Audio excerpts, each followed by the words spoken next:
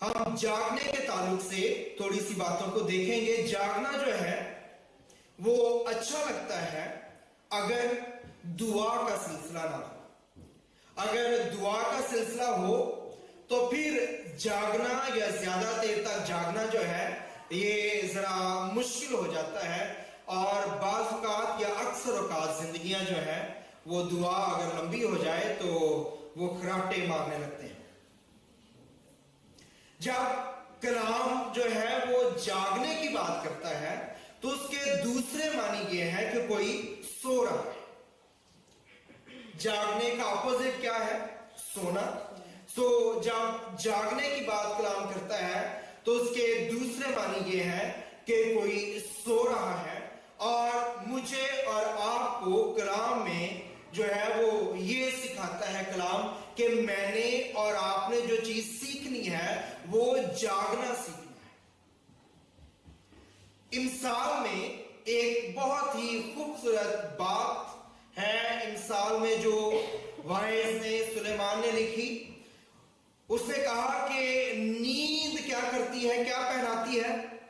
نیند جو ہے وہ چتھڑے پہناتی ہے. اگر میں اور آپ جو ہے وہ جاگنا مینیج نہیں کر پاتے تو پھر ہمیں مفلسی کو، تنگ دستی کو، مشکلات کو مینیج کرنا پڑے گا. تو چوائس جو ہے یہ ہماری ہے کہ ہم نیند کو مینیج کرتے ہیں کہ ہم جو تنگ دستی ہے اور مصیبت ہے اس کو مینیج کرتے ہیں. میں ہوں یا آپ ہیں، ہم میں سے کوئی بھی ہے، ہمیں جاگنا سیکھنا ہے. یہ چاہے جسمانی بات ہو، کاروبار کی بات ہو یا روحانی بات ہو، سارے معنوں میں جاگنا جو ہے وہ بہت ضروری ہے.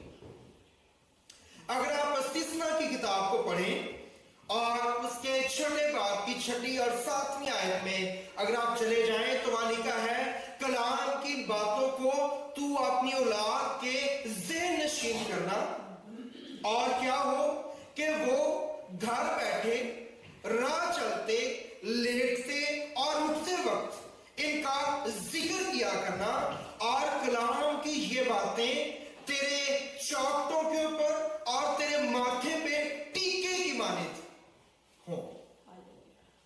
یعنی کہ کلام اور کلام کی باتیں اور سوچیں جو ہیں ان کے لیے بھی ہمیں ہر وقت جاگتے رہنا ہے.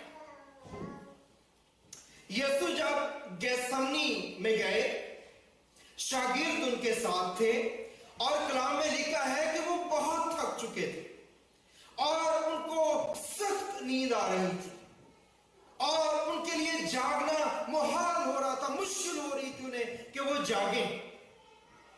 لیکن یسوع نے کہا کہ جاگو اور دعا کرو تاکہ آزمائش میں نہ پڑو. مگر وہ جاگ نہیں سکے، اور جب خداوند دعا کر کے واپس آئے، تھوڑا سا آگے بڑھ کے دعا کی، واپس آئے تو دیکھا شاگرد سو رہے ہیں. پھر انہیں کہا کہ جاگو اور دعا کرو. پھر دوسری دفعہ گئے، پھر تیسری دفعہ گئے، اور جب تیسری دفعہ کلام میں لکھا واپس آئے تو شاگرد پھر سو رہے تھے، اور انہیں کہا کہ آپ سوتے رہو، کیونکہ یہ وہ لاسٹ ٹائم تھا، یہ وہ آخری وقت تھا جو شاگردوں کے پاس تھا کہ وہ اپنے خداوند کے ساتھ اس کے جسم میں جو اس کا وقت تھا دنیا میں، وہ دعا میں وقت گزار سکتے تھے. اس کے بعد انہیں کبھی وقت نہیں ملا کہ وہ خداوند کے ساتھ دعا میں وقت گزار سکے.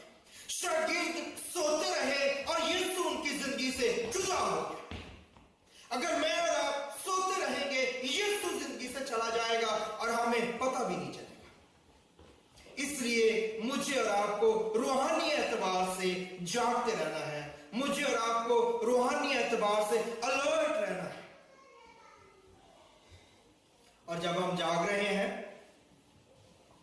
تو ہمیں ان سوچ اور خیالوں میں رہیں کہ کس طرح سے ہم نے خداوند کو اور خداوند کے کلام کو اپنی زندگی کے اندر لینا ہے.